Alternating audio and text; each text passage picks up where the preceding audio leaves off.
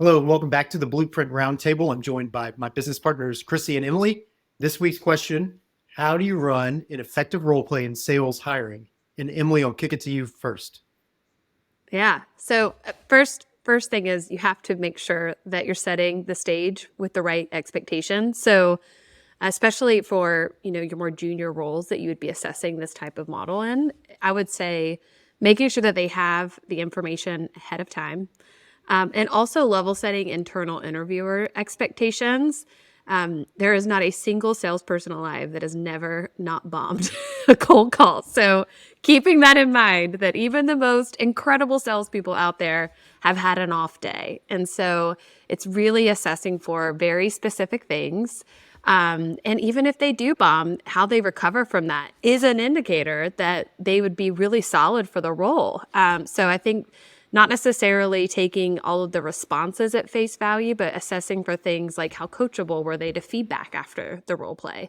How were they able to handle very short, concise answers from the other person? Were they able to ask open-ended questions? So assessing for natural style versus a perfect execution is probably the best approach, the most effective if you're going to incorporate that into your interview process. Yeah, I mean, I'd Chrissy, anything echo you would add? everything that you said. I think role plays are very effective with junior level type roles. Yeah. For senior level ones, they would either probably do very well or it'd be a little awkward that you're doing a junior level exercise with them. They need presentations. You need to take them to another level to Yeah. see how they present.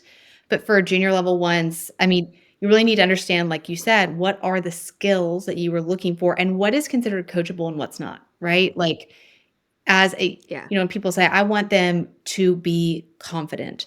And a lot of people mistake confidence with perfection, right? So if I am interviewing for a job that I want, and I'm a junior employee, especially, right? I don't have a lot of years of experience under my belt. I'm here to prove myself. I believe in myself, but I'm nervous talking to my hiring manager who I know is judging me.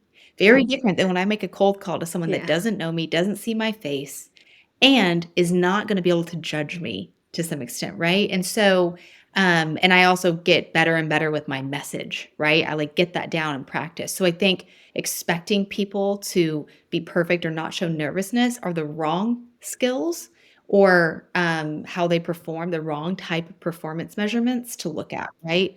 Now, it also Yeah. can show you, I think what's valuable about it is like where you can coach people, like you talked about, Emily, and what is, again, coachable, right? Um, are they taking instant feedback, or are they someone that really knocked it out of the park in the beginning? Hey, this might be someone that doesn't need as much coaching, and can really like hit the ground running a little bit faster. Are they active listeners, or do they just, is that something you're going to have to work on with them, right? And so knowing what Yeah. skills are coachable and which ones aren't, right? And in some cases there are a lot, right? But if someone just gave like a one word answer every time, that would probably not be something that would be worth coaching versus Yeah. if you have five other candidates who are willing to like, really kind of go into it, and you might just have to make them a little bit more concise. So kind of my Sure. Yeah, I'm just gonna up level one part of the conversation for a you moment. would.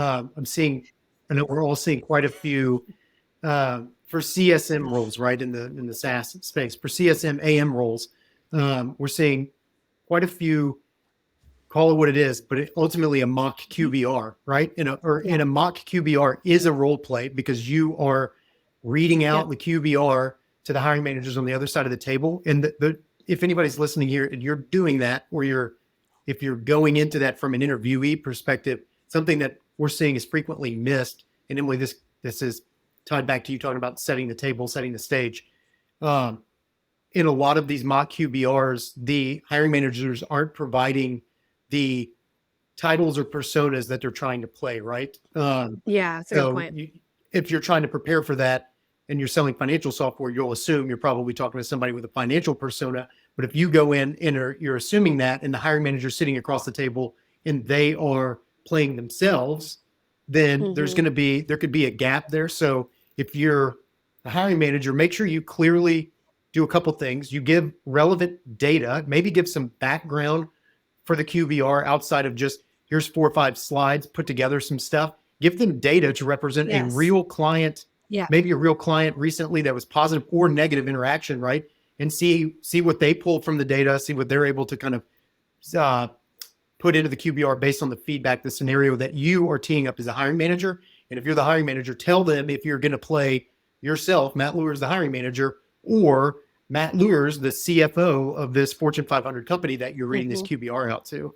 And then inversely, if you're getting asked to do one of these mock presentations, which again are some type of role play for more senior strategic roles, a lot of times, you don't be afraid to ask questions. When you get the mock scenario, ask 3 or 4 questions back. If you're not comfortable doing that, how are you ever going to ask the Fortune 500 CFO the questions, right? Show your intelligence, show your grace, show that you're a learner. There's part of I'm seeking feedback before I even get an at bat. Can you give me some additional criteria on these points? That's always well received. And honestly, if you send that over and the hiring manager doesn't give you those answers, are they really going to be a partner for you when you join their team? So I'll pause there. I just wanted to talk about Way to more strategic up-level. role plays. I have like 2 thoughts in particular off of that. So well done.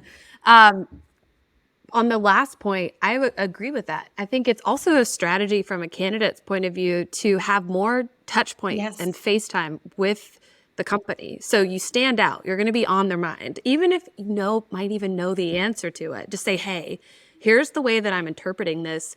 Is this correct? I want to make sure I get this right. So it's like it's giving you the opportunity to show that you're leading with curiosity, you're open to communication, and you stay top of mind. So in a competitive interview process, like that could be that it factor that sets you apart.